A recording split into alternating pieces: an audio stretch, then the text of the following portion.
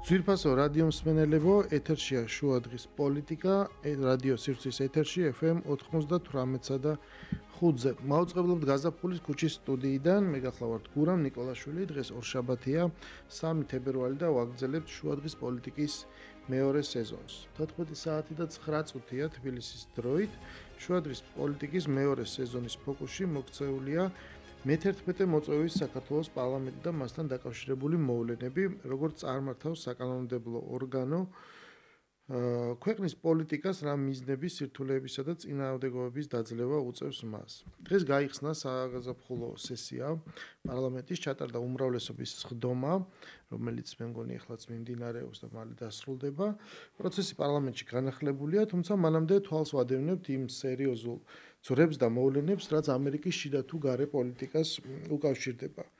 ტრამპის ეფექტი დღევანდელ გლობალურ სამყაროში შეიძლება ითქვას აბსოლუტურია და მის პოლიტიკაში ესეთი მკვეთრი ზღვარი საშინაო და საგარეო პოლიტიკებს შორის აღარ არსებობს, იმიტომ რომ მთლიანად აისახება ყველა განცხადება მოვლენებზე, რაც მიმდინარეობს, დასავლური წესრიგი სერიოზული გამოწვევის წინაშეა შეიძლება ითქვას და ირყევა.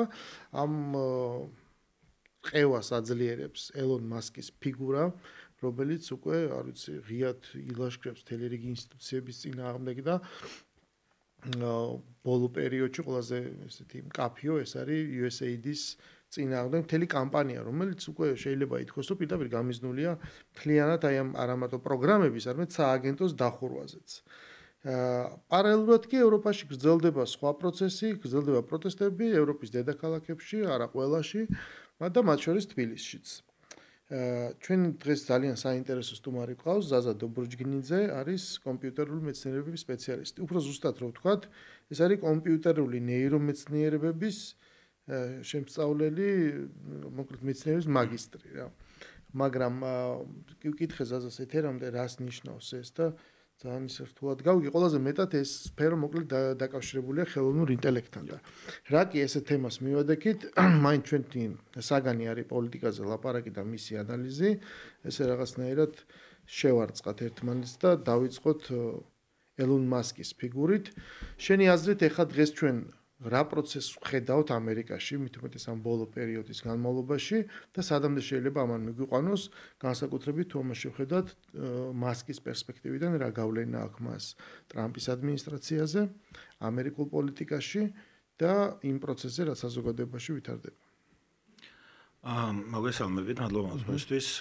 რა მოსაზრებას მომისმენია რამდენიმე საინტერესო ავტორისგან, ეს არის, რომ ამერიკის შეერთებულ შტატებში არჩევნები იყო კორპორატივისტებს და ოლიგარქებს შორის. დემოკრატები წარმოადგენენ კორპორატივისტების ინტერესებს და კორპორატივისტების სურვილი არ არის ამის არსებითად ცვლილება. მათ მოსწონს სტაბილურობა, არ აწყობს, რომ ამერიკამ თქვათ კანადას დაუწესოს ტარიფები, იმიტომ რომ ბიზნეს ინტერესები აქვს და მეორე ჯგუფი არის ოლიგარქები და ოლიგარქების ინტერესება, კორპორატივისტების ინტერესები გადაწყვეტა. ზოგადად ბოლო წლები, რასაც ვადევნებთ თვალს, ის არის, რომ არსებითად შერწყმა მოხდა დემოკრატების და რესპუბლიკელების ისტაბლიშმენტის. ამ არჩევნებზე მაგალითად კამალა ჰარის ხარს უჭერდა დიკ ჩეინი, ლის ჩეინი, ჰოლივუდის სელებრიტები. არსებითად რესპუბლიკური პარტიის ისტაბლიშმენტ ხარე იყო დემოკრატების ხარეს.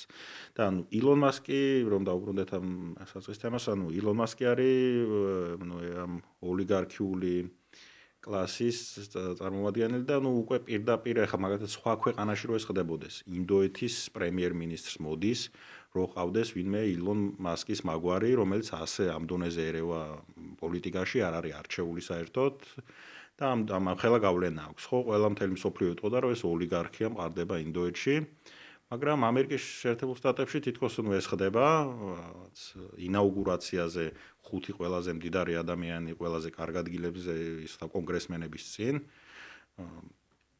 და მაგრამ თითქოს ეს ნორმალიზებულია და არავინ არ ამბობს, რომ იმდენად ეს არ ხდება, რომ ოლიგარქია და მაგრამ ეს ტერმინი გაჩნდა უკვე, მე რაღაც ცოტა ესეთ სასაცილოთაც მოვიწყე, ბროლიგარქები დაარქვეს ამათ, ხო, ბროლიგარქები. საძმო ერთგვარად და მაგრამ მე რო უყურებდი აი ამ პროცესს, ხო? აი არჩევის შემდეგ.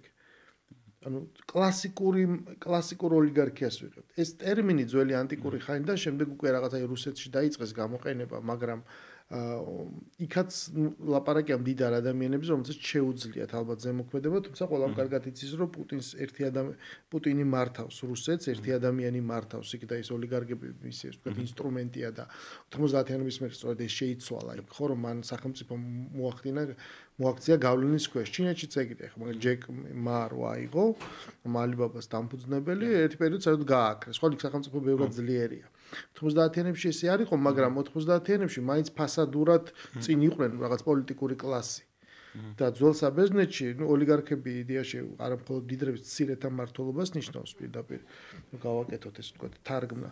მაგრამ მაშინაც ამ ქონებრივი ცენზით იყო ეს ხალხი. ეხლა ამას ჩვენ ვიღებთ კლასიკურ ოლიგარქიას, ანუ დიდარი ადამიანები, ანუ ყველაზე მდიდარი ადამიანების ძალიან ვიწრო ჯგუფი პირდაპირ მოდის მართვაში. ანუ პირდაპირ ისინი დგებიან წინა ხაზზე. ისინი ხდებიან ამავე დროს სელებრიტები, ზოგი მანამდეც იყო და ამას იყენებენ მას კომუნიკაციაში. ანუ ამაზე არ მიდის საკმარისად ლაპარაკი, რომ იცვლება ამერიკა, რომ ის აღარ იქნება, რომ ვთქვათ ასეთ პატარა დაშვებას უბრალოდ ამერიკული სისტემა და დემოკრატია აიღებს, ამაში აიტანს. ამას შეიძლება სერიოზულად შეცვალოს, იქ არ ვიცი რაღაც სხვა ტიპის ქვეყანა გაჩნდეს. მით უმეტეს თუ კი ამერიკის ტერიტორია გაიზარდა და მან რაღაც ტერიტორიები მიერთა, სხვა ქვეყანას ვიღებთ. თუ ადევნებს შენ თვალყურს ამაზე შეშფოთებები არის თუ უბრალოდ ჯერ დაკვირვების რეჟიმი მიმდინარეობს? პარადიგმა მთლიანად რო იცვლება, აშკარა, მაგრამ ჩვენთან რაღაცნაირად ნელა აღწევს ყველაფერი, აი თუნდაც რო ავიღოთ დანიაში რაც ხდება. კვლევა ჩატარდა და მოსახლეობის 46% ამბობს, რომ ამერიკის შეერთებული შტატები არის მათი ქვეყნისთვის საფრთხე. დიდი საფრთხე, არსებითი საფრთხე. მას შემდეგ რაც გრენლანდიის მითვისება გადაწყვიტა ტრამპმა და უფრო მეტი ადამიანი თვლის, რომ ამერიკის შეერთებული შტატები დანიისთვის საფრთხეა დანიაში, ვიდრე თქვათ ირანი და ჩრდილოეთ კორეა ამ სიაში უფრო ქვემოთ არის. რუსეთი უფრო მაღლა არის, მაგრამ მეორე საფრთხედ ამერიკა დაასახელეს და ეს იდეა რაც არსებობდა, რომ ჩვენთან რო არის, რომ დასავლეთი უნდა გავხდეთ, დასავლეთის ნაწილი უნდა გავხდეთ, დასავლეთის უკვე აღარ გაუგებარია რას ნიშნავს. რამის ფონზე როცა ტრამპი კანადას უწესებს უფრო ვარეს ტარიფებს, ვიდრე ჩინეთს, დანიას, გრენლანდიას ართმევს, რომელიც ნატოს და ევროკავშირის წევრია და არსებითად ეს America First მიდგომა ნიშნავს იმას, რომ კოლექტიურ დასავლეთზეც, როგორც ასეთზე ლაპარაკი რთული ხდება და რთული ხდება ტრადიციული ტრანსატლანტიკური პარტნიორობა რაც იყო, ირღვევა. იმიტომ რომ ეწინააღმდეგება ტრამპი ევროკავშირის ინტერესებს, გრენლანდია უწესებს კანადას ტარიფებს და არსებითად გადავდივართ ისეთ სოფლიო წესრიგში, სადაც არის აქტორი ერი სახელმწიფო. ამერიკა თავისი ეროვნული ინტერესებით და ტრამპსაც ევროკავშირშიც ურჩევნია მას ელაპარაკოს ინდივიდუალურ სახელმწიფოებს, იმიტომ რომ საბოლოო ჯამში ტრამპის ფენომენი დიდწილად განაპირობა იმან, რომ უნდობლობა საერთაშორისო ორგანიზაციების მიმართ. ტრამპი რო გამოდიოდა და აკრიტიკებდა ნატოს, აკრიტიკებდა ევროკავშირს და ამ შემდეგ, ეგ ერთ-ერთი მიზეზი იყო, რომ უნდობლობა ლიბერალური საერთაშორისო წესრიგის ინსტიტუციების მიმართ დიდი და რაც დრო გავა, კიდე უფრო მოიკლებს ამ საერთაშორისო ინსტიტუციების გავლენა, ჩემი დაკვირვებით და ერის სახელმწიფო იქნება მთავარი აქტორი. ეს ეხლა მას შენ უყურებ ესე თორე არსებობს ამ წუთისთვის, სანამ სხვა მეტი მტკიცებულება გაჩნდება, ჩვენ ხელა ეხლა მაინც ჯერ განცხადებებს ვისმენთ და ძალიან რაღაც გარკვეულ ნაბიჯებს, მაგრამ მე რასაც უყურებ, აი თვალს ყურს ხო ადევნებ ჩვენთან როგორ მიდის დაპირისპირება. ეს დაპირისპირება და ეხლა თბილისის პროტესტია, ომია, მე ამას ხშირად ვიძახი ყველა ეთერში ეხლა ჩვენთან საინფორმაციო ომია, რომელიც ქუჩებშია გადმოსული და ეს ომი მთელი თავის სიმძაფრით, თავისი ზიზღით, სიძულვილით, ერთმანეთის გაუქმებით, შეურაცხყოფით, დაკენსელებით და ყველა იმ ინსტრუმენტის გამოყენებით, რაც მხარეებს ხელი მიუწვდებათ. ეს არის დღეს, მაგრამ ეს ყველაფერს სხვასთან ერთად თავარს ამას ირეკლავს, იმიტომ რომ რითი დაიწყო პროტესტი? პროტესტი დაიწყო იმით, რომ თითქოს ჩვენ, ანუ ესეთი როგორც ელმავალი მივდივართ ევროპაში, მე ეგ საერთოდ არ მომწონს მე ეს ტერმინი, ეს ქვეყანა როგორ შეიძლება სადმე მიდიოდეს, ეს ხო არ არის რაღაცა მომთაბარე ქარავანი, ეს არის ტერიტორია, რომელიც სადღაც არის სტატიკურად, შემოყავს მეზობლები, არის მათი გავლენა და ასე შემდეგ. მაგრამ ესე მეტაფორულად სადღაც თუნდაც მიდის საქართველოს და შემდეგ აი ვიღაცამ ესეთი აი ხელის მუხრუჭი ამოწია, შემოატრიალა და აი ამას მოყვა ეს პროტესტი, ხო? მაგრამ ეს თავის თავში აი ამ ცივილურ დაპირისპირებას ისახავს. აი ეს ადამიანები, ვისაც მიაჩნია, რომ არა, ჩვენ უნდა გავაგრძელოთ სვლა. იქიდან საიდანაც ჩანს კონტურები, რომ იქ სადღაც მეტროპოლიაში შეიცვალა უკვე წესები და იქიდან გამოთვლა არ არის რთული იმისი, თუ ხვალ და ზეგ რა მოხდება, წინ კიდე 4 წელი აქვს ტრამპს. მაინც დღეს ვგრძნობ მე, რომ ადამიანებს მიაჩნიათ, რომ ეს რაღაცა ექსცესია, ეს რაღაცა ექსცენტრიულია, ნუ კარგი მასკი ცოტა გიჟია, ეს ტრამპიც არ აკლებს, მაგრამ იქ სამაგერად არსებობს დიდი ამერიკული ისტებლიშმენტი და ისინი ამას ალაგმავენ, მოტოკავენ და არ დაუშვებენ, რომ რაღაცა ზღვარს ეს ცვლილება გაცდეს. ამიტომ აი რო გამოვთვალოთ, რა თქვა, აი შენ რომელ ვერსიას ემხრობი? როგორ შეიძლება განვითარდეს ეს მოვლენები და როგორ შეიძლება მე ეს აისახოს, იმიტომ რომ თუ ამერიკა პირველ რიგში თითქოს ლამაზი ფრაზაა. მაგრამ ეს გულისხმობს გარკვეულ პოლიტიკას. ეს პოლიტიკა გულისხმობს სხვადასხვა ცენტრების აღიარებას. ამერიკა პირველ რიგში ნიშნავს, რომ ჩვენ ამერიკაზე კონცენტრირდებით და ამეთი აღიარებ, რომ არსებობს მეორე რიგში სხვა ქვეყანაც და იმ სხვა ქვეყანას უნდა ელაპარაკო ისე, რომ აღიარო, რომ მას თავის ექსკლუზიური უფლებები აქვს და შენ უარს ამბობ სოფლიო პოლიციელობაზე და ჟანდარმობაზე, რომ არსებობს რაღაც უნივერსალური წესრიგი, რომელსაც შენ უზრუნველყოფ. ანუ ეს ნიშნავს უარის თქმას ამაზე და ეს ნიშნავს აი ამ ცივილიზაციური გავლენის სფეროებიდან დატოვება სხვაგან და იყოს ეს მისი და ჩვენ შემდეგ როგორც რაღაც პარტნიორებმა ესე ვილაპარაკოთ. ანუ ეს მომავალი 4 წლის განმავლობაში აი ამ პოლიტიკის გააქტიურების შედეგად რა მსოფლიოს ვიღებთ. მეორე მსოფლიო ომის შემდეგ პრინციპში ამერიკას არ მოუგია ომი, ყველა ინტერვენცია, რაც მოხდა, დასრულდა, ჩაფლავდა, ხო? ანუ ავღანეთშიც, ერაყშიც არსად ინტერვენციამ არაფერი კარგი არ მოიტანა და დღეს ტრამპი პრინციპში არის პრეზიდენტი, რომელიც არა ომის ქორი. ბაიდენი იყო ომის ქორი და ის ისტებლიშმენტი ნეოკონსერვატიული, ზუსტად მაგიტომაც ეს დიკ ჩეინი და სხვები უჭერდნენ კამალა ჰარის ხარს, იმიტომ რომ ტრამპი თulis რომ არ არის მომგებიანი ეს ომი და ფული იხარჯება, უბრალოდ არ ამიტომ რაღაც განსაკუთრებული ის არის თქო ჰუმანიტარი.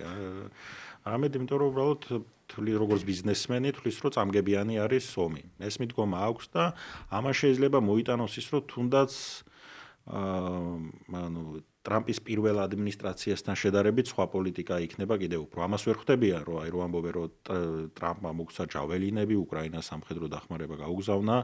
პირველი ადმინისტრაციის შედარება არ შეიძლება. პირველი ადმინისტრაციისას ტრამპმა დამაჯერებლად არ მოიგო და რესპუბლიკურ პარტიას ჰქონდა დიდი გავლენა. ამ არჩევნებზე რესპუბლიკურ პარტიას არ მოუგია, მოიგო პიროვნულად ტრამპმა. და პირველ ადმინისტრაციაში ყავდა ისეთი ხალხი, როგორც მაიკ პომპეო, ჯონ ბოლტონი. ისინი ვისაც დღეს დღევანდელი ადმინისტრაცია მოიაზრებს ომის ქორებად, რომელიც ითრევს ამერიკას სხვადასხვა ომებში.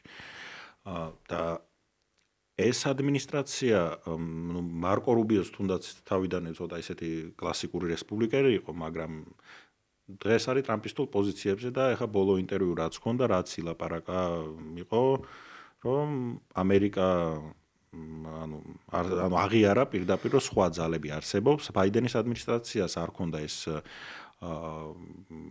მიდგომა, ისევ მოქმედებდა იმ პარადიგმაში, სადაც ამერიკა ერთადერთი დიდი ძალაა და როგორც მთელი დედამიწის ყველა წერტილში, რასაც ამერიკის თავდაცვის სამინისტრო full spectrum dominance სრული დომინირების პოლიტიკა გრძელდებოდა.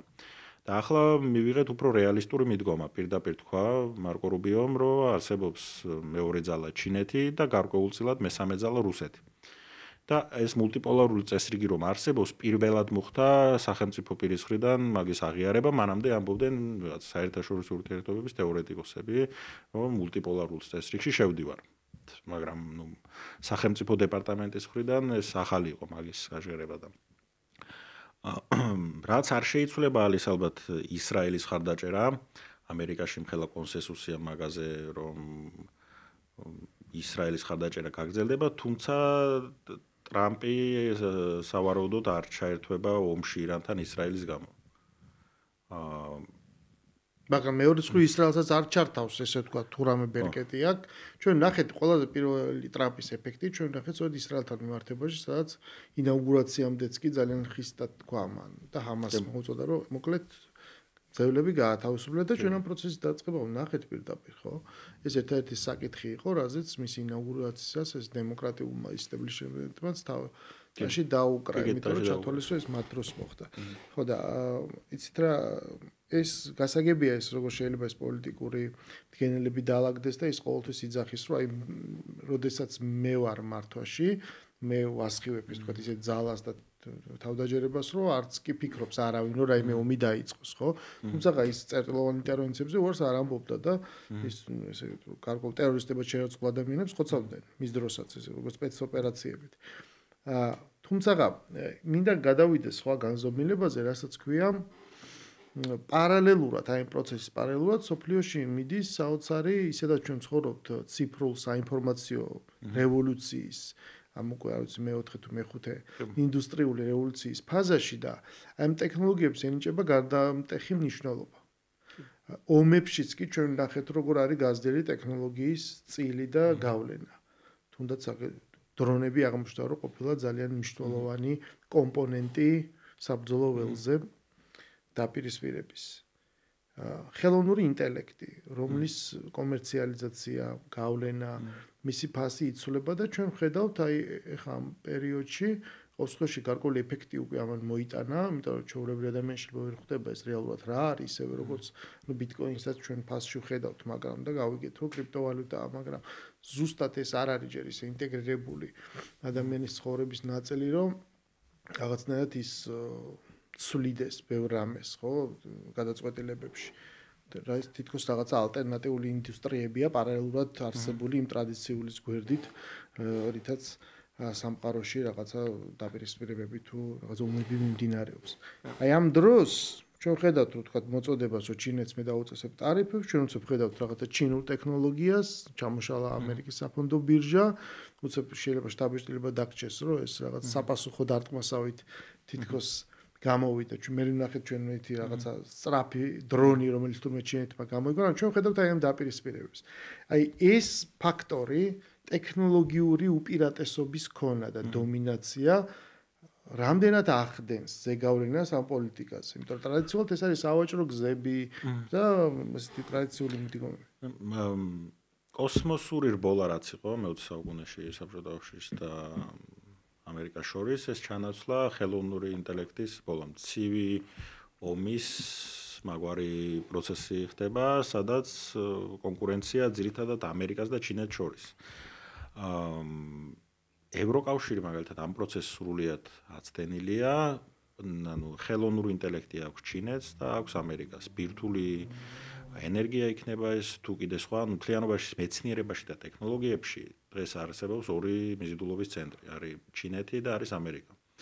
თუ ნახავთ მაგალითად Nature-ის ჟურნალ Nature-ში საბუნებისმეტყველო მეცნიერებებში მაღალი ხარისხის სტატიების ინდექსი პირველ ადგილზე მონაცვლეობს ყოველ წელს აშშ და ჩინეთი ავტორების ეროვნების მიხედვით და ევროკავშირი არის გაცილებით ქვემოთ. ბირთვული ენერგიის თვალსაზრისით, გერმანიამ სრულად ერთი რეაქტორი აღარ დარჩა, ერთი ბირთვული ფიზიკის მკვლევარი ქვეყანაში. ელექტრომობილები, კვანტური კომპიუტერინგი, ეს ყველაფერი არსებობს ჩინეთში და არსებობს აშშ-ში და ამიტომ ეს ამერიკა აცნობიერებს იმას, რომ მისი თანასწორი კონკურენტი არის დღეს ჩინეთი. და ჩინეთის შეკავება უნდა იყოს მისი მთავარი პრიორიტეტი საგარეო პოლიტიკის.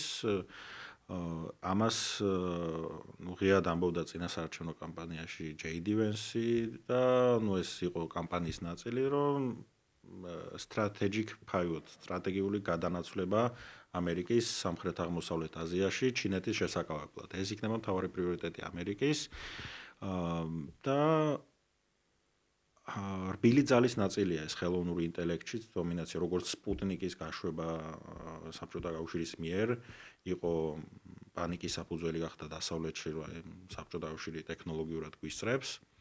ზუსტად ეგ იყო DeepSeek-ის გამოჩენა, რომელმაც არსებითად ის იყო, რომ რაღაცეებში იყო თანასწორი ChatGPT-ის ბოლო მოდელის და რაღაცეებში ჯობნიდა უკეთესიც იყო, მაგრამ პანიკა რამაც გამოიწვია ეს იყო, რომ 7 მილიონი დაჯდა ამ მოდელის დასწავლა.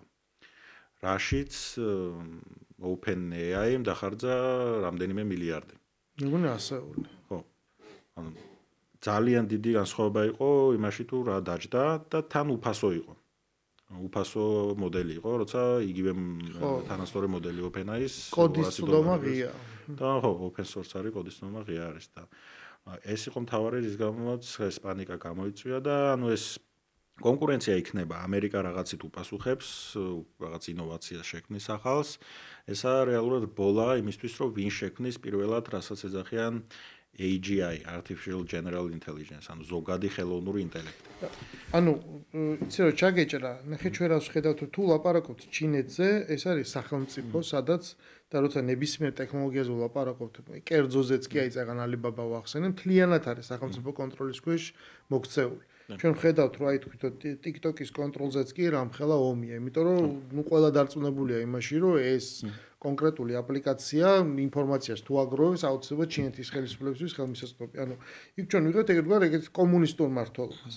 და ამის პარალელურად ჩვენ ხედავთ ახლა უკვე ამერიკას, სადაც ვინც არის აი იმის ამოძრავებელი ამ ტექნოლოგიური გარღვევის და რევოლუციის ის ადამიანები, ვის სახელთანაც ეს ასოცირდება, ისინი უკვე ერწყმიან სახელმწიფოს. ისინი თვითონ ხდებიან მართველები. ხო, ანუ ერთგვარ ეს ამ ტიპის ეფექტურობას ჩვენ, როცა შენ აღარ გიწევს იქ რაღაცა გახსოვს ხო ცუკერბერგის მოსვენები სენატში. და ის ვერ აგებინებ და რაზე იყო ლაპარაკი სენატორები, რომელიც უბრალოდ როგორც დინოზავრები გამოიყურებოდნენ, ხო? და ნუ აი და მისთვისაც ეს რამდენი ბარიერი იყო და შემდეგ როგორ უწევდა ანგარიშის გაწევა, მთელი რიგი რეგულაციებისთვის. და ეხლა ეს ფაქტია, რომ ეს მოიხსნება ეს რაღაც წინააღმდეგობა და იქ ამისთვის ძალიან ეფექტური გახდება. მაგრამ მე ერთი კითხვა მაქვს რა. მიუხედავად იმისა, რომ შეიძლება აი ამერიკაში ამ ოლიგარქების შესვლა ძალაუფლებაში, ესე ეფექტურობის თვალსაზრისით, თქვა ჩინეთს ამ მხრივ დაეწიოს. აი ბაზრების კუთხით ისინი ძალიან არიან ერთმანეთთან დამოკიდებული. ანუ ძალიან დიდია ის წარმოება, თუ ამერიკაში რაღაც ცოდნა იქნება, ეს რო გააკეთო, ამას ეს მიგაკ ჩინეთში ამის აწყობა რა. და აი ეს ერთგვარად მოჩვენებიც ხო არ ხდის ამ კონკურენციას. იქნება ლაპარაკია მაინც რაღაც თანამშრომლობაზე, იმიტომ რომ ერთის მხრივ ჩინეთი ძიმედ არის დამოკიდებული საგარეო ბაზრებზე, მათ შორის ევროკავშირის ბაზრზე სხვაგანაც, იმიტომ რომ ის რასაც აკეთებს, თუ არ გაყიდა არსად რას იზავს და მეორე მხრივ ამერიკას დამოკიდებულია მანუფაქტურაზე, რომელიც ქვეყნის გარეთ არის. შენ როგორ ხედავ ამ ხრით? ჩვენ რო კლასიკურად ცივი ომის ანატომია მივიღოთ, ეს ნიშნავს, რომ მაინც ეს სამყარო გაყოფილი უნდა იყოს. შეიძლება შეხების წერტილები არ გააქვთ, მაგრამ ისინი რაღაც თვითყოფადები არიან და არ არიან ერთმანეთზე დამოკიდებული. კი და მიზანიც ტრამპის ეგ არის, რომ მაგალითად ტაივანი თუნდაც ტარიფები ტაივანსაც დაუწესა, იმისთვის რომ ტრამპის მიზანია წარმოება ისევ გადმოიტანოს ამერიკაში. და ხო მე არ გქონია რომ ეს და რამდენად შეიძლება ეგ მასკის მიზანიც იგივე იყოს. ალბათ არის კიდეც და ანუ ხო ან თლიანობაში ეს ამერიკა ფერსტ პოლიტიკა ნიშნავს იმასაც რომ წარმოება ამერიკაში უნდა დაბრუნდეს და შემცირდეს ეს დამოკიდებულება იმაზე რომ ანუ შეგეძლოს ტაივანის გარეშე შენით ნახევარგამტარი საკმარისი აწარმოა. რაც ბაიდენმაც დაიწყო, მაგრამ ტრამპი კიდე სხვანაირად აკეთებს ამას და ანუ ხო მიზანი არის ეგ რომ მოხდეს, მაგრამ რამდენად შესაძლებელია ამ დონეზე დეგლობალიზაცია უკვე. ხო, აი მე მაგას მდგომარეობაში, რომ ხო მთლიანად ყველაფრის გადადის, იმიტომ რომ საბჭოში მაინც ურთიერთდაკავშირებულია იმდენად რომ რთულია. რომ ესე გაყოფა მოხდეს, როცა წარმოება უკვე გადადის. თანასწორად დრო ხო ჭირდება ამას. მე მახსოვს ის ძალიან ცნობილი კომენტარია Apple-ის CEO-ს Tim Cook-ის, რომელიც იძახის, რომ კი ამერიკაში შეიძლება რაღაც გააკეთო, მაგრამ ოდესაც შენ ესეთ მუდმივად დიდი რაოდენობის შეკვეთებზე ლაპარაკობ და რაღაც ინოვაცია გინდა. ანუ ერთ ძალიან პატარა სივრცეში თავმოყრილი კვალიფიციური მუშახელი რაღაცა ეს ხარისხი და სისწრაფეს მხოლოდ ჩინეთში შეიძლება ეს ნახო რაღაც სივრცეში აი ამ ხელა კვალიფიკაცია რა თორე უკვე დიდი ხანი არის აღარ არის ლაპარაკი იმაზე რომ იქ იაფი მუშახელია არა უბრალოდ აქ ეფექტურობაზეა ხო ლაპარაკი და შესაბამისად თუ კი საგარეო შეკვეთებით ჩინეთმა რაღაცა ისწავლა და გამდედა მე უბრალოდ დაიწყო თავისთვისაც ამის გამოყენება ხო ეს ბუნებრივია სხვადასხვა საბჭოთა კავშირის მათ ინდუსტრიალიზაცია სულ დასავლური ტექნოლოგიებით გააკეთა თავის დროს 30-იან წლებში, ხო? იცი რა არის? ეს არის რაღაცა გლობალური დაპირისპირება, რომლის კონტურებიც აქ გამოიკვეთება, მაგრამ ჩვენ რო დავავიწროოთ ახლა ჩვენი ფოკუსი და რაღაცა ბებერ ევროპას დაუბრუნდეთ, სადაც ერთ-ერთი დამახასიათებელი არის ერთგვარი ნაციონალიზმის დაბრუნება. მით უმეტეს რომ აი ამ მიმართულებას ტრამპი არა, მაგრამ ნაკლებად, მაგრამ მას კი ამაზე ძალიან მუშაობს, ან ჩარევას ევროპულ პოლიტიკაში, რომ ის ამ გრენლანდიის კუთხით აქტიურია, გერმანიაში ეგრე ყველაზე რადიკალურ პოლიტიკურ პარტიას უჭერს მხარს და კიდე ხვალდაზე კაცმარეთის რასიზმს. მე რაღაც ეგეთი ის დამჭა შტაბეჭდილება, რომ ხომ არ არის სურვილი ერთგვარად ის რაღაცა ბრიუსელის დომინაცია ერთგვარად დაიშალოს, მაგრამ მე რაღაცა ახლებურად აეწყოს ისევ რა, რაღაცა მემარჯვენე ძალების გაძლიერებით. რა შეიძლება ამ ხრივ სიტყვაზე გამოვიდეს ევროპისგან და ბოლოს მე ჩვენ რომელი ევროპაზე გვექნება სწორება. რასაც ხედავთ ის არის რომ ევროკავშირში ხდება ნაციონალიზმის აღზევება. უნგრეთი მარტო აღარ არის, ეგეთი ქვეყანა სლოვაკეთი არის და უკვე ავსტრიაშიც ყავს მემარჯვენე ნაციონალისტური მთავრობა. ბელგიაშიც ახლა კაი 6 თვიანი მოლაპარაკებები იყო კოალიციის და კოალიციამ პრემიერ-მინისტრად აირჩია ნაციონალისტი ლიდერი. იტალიაც დააშორს არ არის. იტალია ხო ნაციონალისტურია უკვე და ნუ გერმანიაში თუ ვერ მოიგებს AfD, ყოველ შემთხვევაში მეორე ადგილზე გადის. დანამდვილებით რაც ვიცით კვლევებით, მინიმუმ მეორე ადგილზე გადის და ხო ნაციონალიზმის და მობრუნება ხდება და არსებითად ევროკავშირის იდეა არის ჩემი აზრით კრიზისში. ეს კრიზისი დააჩქარა იმან, რომ რუსეთის შეჭრამ უკრაინაში გამოიწვია ენერგიის დეფიციტი და რა ფისკალური ზომებიც მიიღეს ამ ენერგეტიკული კრიზისის დასაძლევად, ამან კიდევ უფრო გამოიწვია ეკონომიკური კრიზისი და რა ანგარიშებიც აქვს საერთაშორისო სავალუტო ფონდს და სხვადასხვა ფინანსურ ინსტიტუტებს არის ის, რომ ლამისა მეორე ევროზონის კრიზისი შეიძლება განმეორდეს, იმიტომ რომ ვალის რაოდენობა საფრანგეთში, გერმანიაში რეცესია ორივეგან, ბელგიაშიც ენერგოკრიზისმა გააძლიერა ეკონომიკური კრიზისი, ამას კიდევ აძლიერებს შემდეგ პოლიტიკური კრიზისი და ამიტომ არის რომ მაგალითად AfD-ს რეიტინგი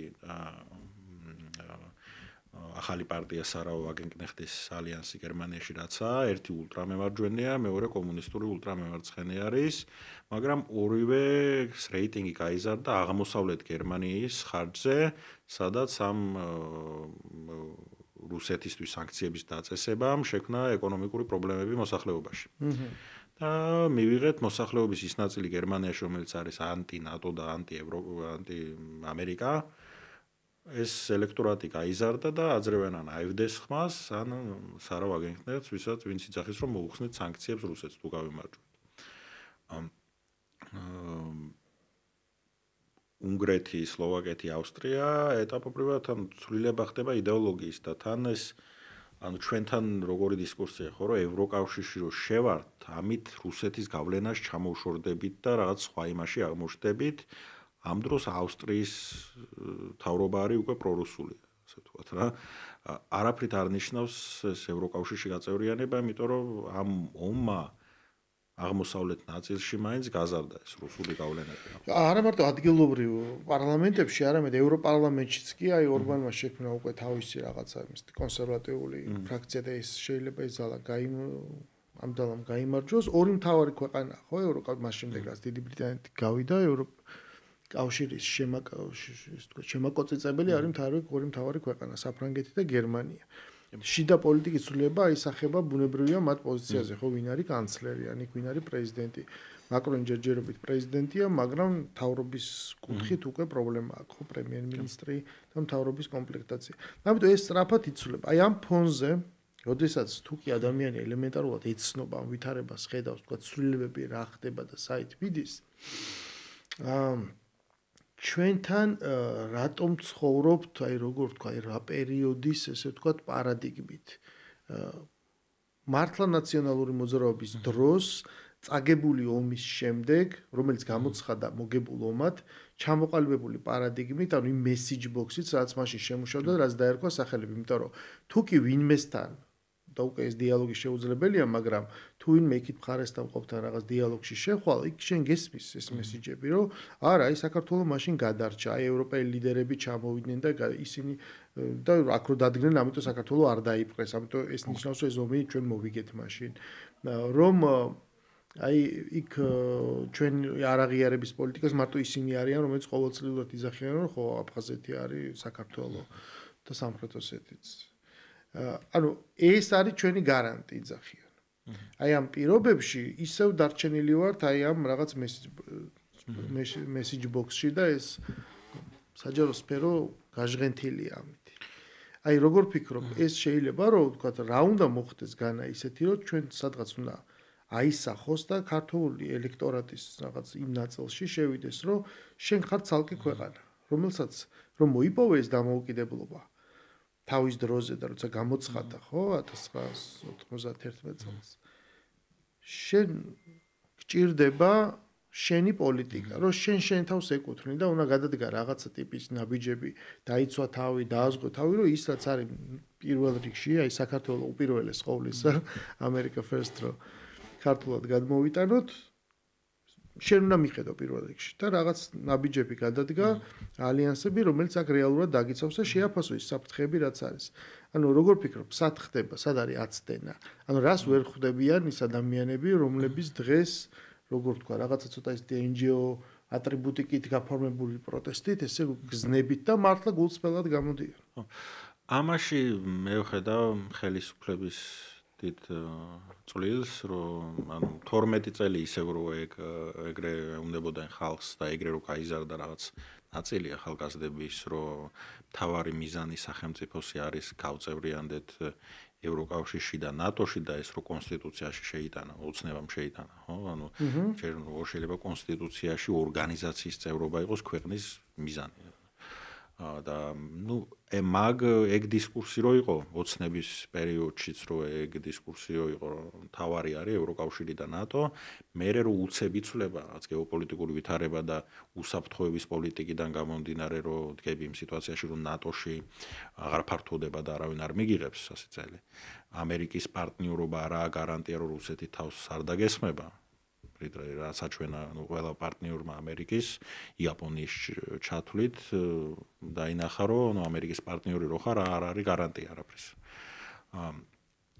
ეს რომ მოხდება და უცებ რო შესაძლებელია რაღაცეები რა უსაფრთხოების პოლიტიკაში და ამის ეს სწრაფად რო ხდება ხალხი ვერაცნობიერებს და ის ახალგაზრდა რომელსაც 12 წელი ეუბნებოდა რომ თავარია ეს ევროატლანტიკური ინტეგრაცია რჩება იდენტობის გარეშე კი და არის ვერ რადიკალიზებული და შესაბამისად იდეისთვის მოკვდეს ხო და შესაბამისად მივედით ამ სიტუაციამდე სადაც ეგ ახმა ხალხში რო აი რაღაცა გვიღებდნენ სადღაც და ეხა ვიღაცა გვართმევს ამ ევროპულ მომავალს. ხო და ნუ რა თქმა უნდა ეს გაფორმებული არის მთელი რიგი წიაღსულებით ისტორიული და რომ თითქოს რაღაცა თითქოს ეს არჩევანი იყო, სადღაც უნდა ყოფილიყავით მე სხვაგან აღმოჩდით, აქ თითქოს ესე არ გვინდოდა და ნუ ეხა იმ რეალურ ისტორიულ დეტალებში არ შევალთ. რა თქმა უნდა ეს ძალიან ვიწრო სპეციფიური ცოდნა ისტორიის რა მოხდა თქვა მე-20 საუკუნის დასაწყისში და ალტერნატივა იყო ან შეიძლება თუ რამე სხვანაირად მომხდარიყო. მაგრამ აქ ლაპარაკი ხა მე მინდა რაზე გადმოვიტანო. ესე რატომ ხდება ეს გასაგებია? მართლა გულწრფელად რომ კი ბატონო იქ თავის დროზე შემუშავებული პოლიტიკა ამ 12 წლის განმავლობაში თუ ესე გაგრძელდა, ბუნებრივია რომ უკვე რა ვიცი ჩვენ რაღაცა გარკვეულ დისკურსში ცხოვრების 20 წელი ვიგროვდებოდა ეს 20 წელი კაი დიდი პერიოდია, ხო? და ესე მალე ამას რაღაცა ვერ შეცვლი. და მით უმეტეს მანამდეც არ ქონდა ესე ჩამოყალიბებული, რომ იცი რა არის, შენ მიჩვეული არ ხარო, პირველ რიგში შენ გაქვს ეროვნული ინტერესი და შემდეგ უკვე ლავირებ. ანუ შვეიცარიას მაგალითად ამის ძალიან დიდი პრაქტიკა აქვს. და მათ თავი გაართვეს ძალიან ბევრ კრიზისს, მათ შორის ფაშისტური გერმანიისგან მომავალ საფრთხეს, ხო?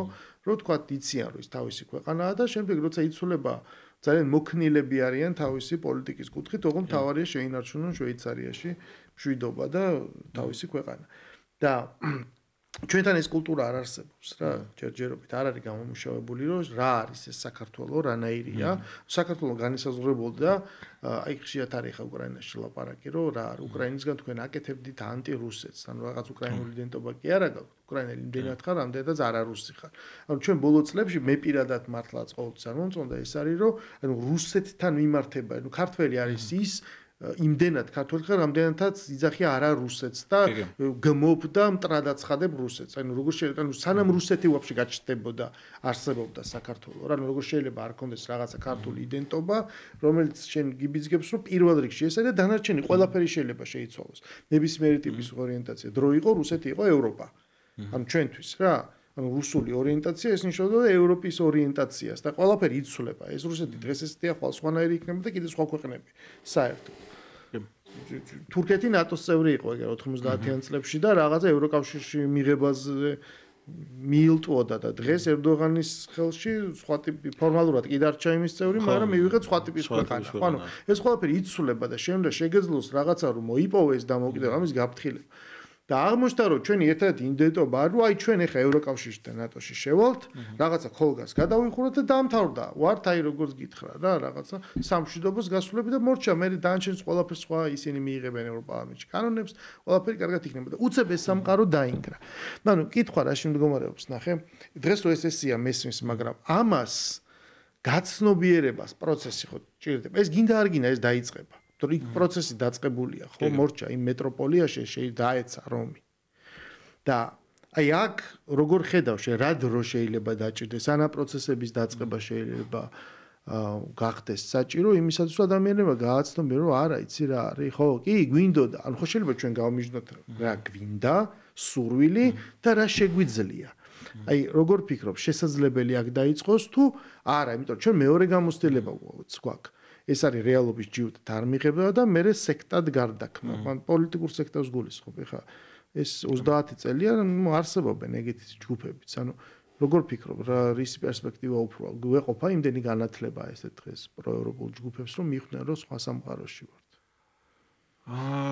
ნუ რაღაც ეტაპზე ეს იქნება გარდაუვალი, მაგრამ საკმარისი არ არის ხალხისთვის, რომ ტრამპი რო ამბობს, რომ ნატოში აღარ მივიღებთ უკრაინას, ან მასკი რო ამას აკეთებს, რასაც აკეთებს, საჭირო ალბათ უფრო რაღაცა ფაქტის წინაშე დადგომა, რომ როგორ დასრულდება მოლაპარაკებები ამ უკრაინაზე. გაიყინება კონფლიქტი, სამშვიდობო შეთანხმება იქნება თუ არა, რა ტერიტორიას წაიღებს პუტინი, რამდენად ასე ვთქვათ, მოგებული დარჩა ომის საკითხი რო გადაწყდება და 2025 წელს ომი თუ როგორც დასრულდება, მაგ რეალობასთან შეჯახება მგონია რომ უფრო იქნება გამომაფხიზლებელი უფრო მეტისთვის, ვიდრე უბრალოდ სიტყვების დონეზე, იმიტომ რომ მაინც კიდევ ბოლომდე არ ჯერა ამ ხალხს რომ რაღაც სამყარო დამთავრდა, ხო?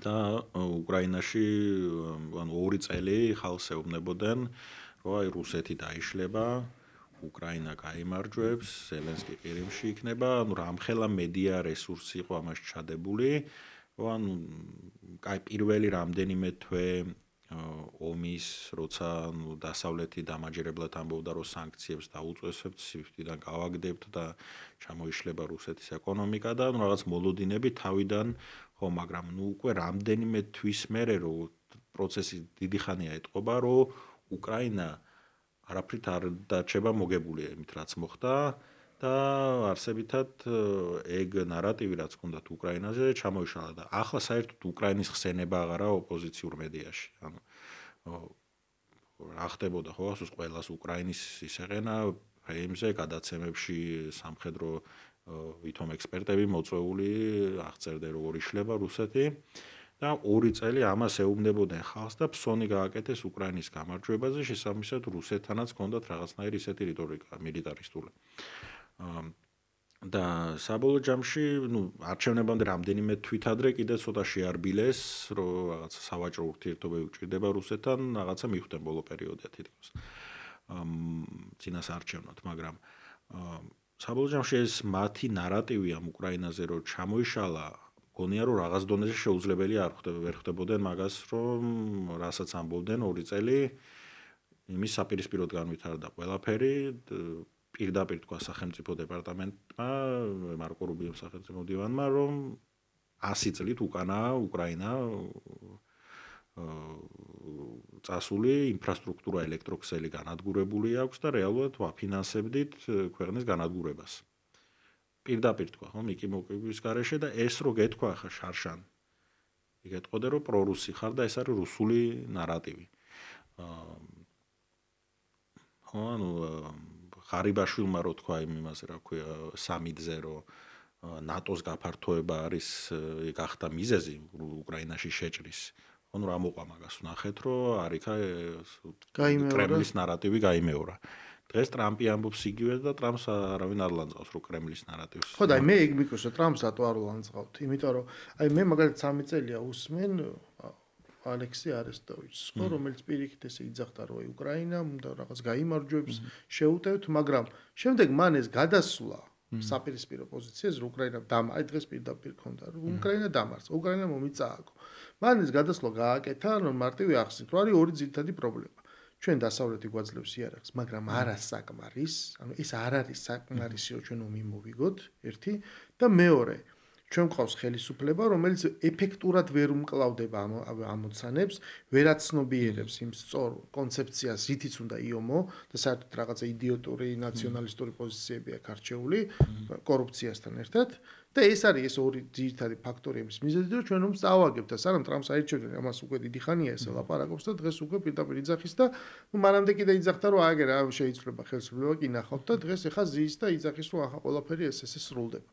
მაგრამ ამის გაცნობიერება როდის მოხდება და როდის მოხდება შემდეგ იმის აღქმა, რომ იცი რა არის ის რომ უკრაინაში ომი დაიწყო, მარტო უკრაინაში კი არ დაიწყო, ის მთელ რეგიონში დაიწყო ეს ომი. რომ ის როგორ ვთქვათ ქართულად როგორ არის რაღაცა ულტიმატუმი რაც უკრაინას წაუყენეს ის მთელ სივრცეზე მოხდა ამის წაყენება შეიცვალა სამყარო 24 თებერვალს რა ყველა ის ქვეყანა რასაც რუსეთი წვდება ის ექცევა აი ამ რაღაცა განაცხადის დაფარვის ზონაში და შენ უკვე ხვდები რომ აქ აღარ მოქმედებს ის 2008 წელს რაც მოქმედებდა რომ იქ საკმარისი იყო და რუსეთი მაშინ იწყებდა მილიტარიზმს ხო საერთოდ მაშინ მიიღო გადაწყვეტილება 2007 წელს რომ მოდი რა ეხა უკვე აქ რაღაცები შეიცვალა სამყაროში უკვე სხვა პროგრამები უნდა ჩავრთო ეს საქართველოს ამაში ექცევა მე მოყავთ ხოლმე მაიზამაის მოლდოვის მაგალითი რომელიც არის ჩვეულებრივი რაღაცა რუმინეთის აფხაზეთი იმის ყოფილი ნაწილი ხელოვნურად გაკეთებული რესპუბლიკა თავისი პრობლემით რომელიც არ ესაზღვრება საერთოდ ამ რუსეთს პირდაპირ ხო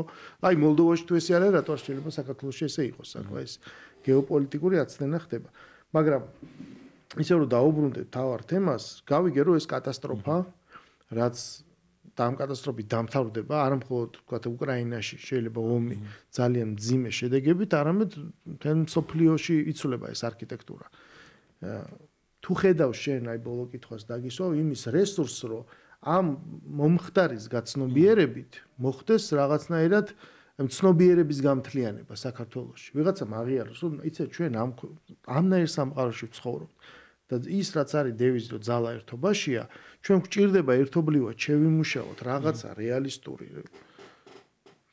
ფორმატი თანაცხოვრების პოლიტიკის იმისათვის რომ როგორ გადავრჩეთ ამ ვითარებაში ანუ თუ ხედავ შენ რესურსს რომ საზოგადოებაში დღევანდელ გახლეჩილ პოლარიზებულ საზოგადოებაში რაღაც ფაქტორების შემდეგ მოხდეს ამ გამთლიანება რაღაც დროის მერე მოხდება ალბათ რეალობასთან შეჯახება მაგრამ ჯერჯერობით მაინც ის არის რომ ჯო უილსონის იმედი აქვს და ну ჯერჯერობით ეს ნიშნავს უარყოფას ეს ნიშნავს რეალობის უარყოფას და რომ ის რო აი ჯო უილსონი აი ტრამპის მაიკით დადის მაგაცი ფოტო გადაიღო და ხვალ აი ხა და აი იცი აი კიდე რაზე გიждები აი კარგი აი ხვალ ტრამპმაც რაც არ უნდა თქვას რა თუნდაც რომ როგორ აი ჯო უილსონს დაუჯეროთ რა თქვას დაგმოს აი არ შეიძლება თბილისი მოლთან დარბევა მიტინგის ეს თქვას ხვალ დონალდ ტრამპ ანუ აი ეს ხალხი როგორ ფიქრობს და რა შეიცვლება ჩვენთან ანუ ხელისუფლება შეცვლის იმ გზას რაც აირჩია ანუ აი აქ ის უსაფრთხოების კონცეფციიდან გამომდინარე რა პოზიციაც აირჩია მომის დროს ხელისუფლებამ რომ ეს საქართველოს უპირველეს ყოვლისა და რისკები არის და ჩვენ უნდა გადავრჩეთ და ზედმეტად რაღაცაში არ შევიდეთ ანუ ამას ვისი განცხადებაც გინდა შეცვლის ამაზე ფიქრობს ვინ არა ხო იმიტომ რომ ნუ არსებითად ამერიკას რაც არსებობს ნუ ამ ხალხმა იცის ძირითადად ფილმებისგან ჰოლივუდის ფილმებიდან რაღაცა ნუ არა ის რომ რაღაც ამერიკა შესწავლილი აქვს და მისი საგარეო პოლიტიკა, ანუ უმეტესად არის რაღაც პოპ კულტურიდან აღებული კლიშეები და რაღაცა გამოდიან ჯო უილსონი, ჩვენი სუპერმენია ფოტოებით აქციებზე და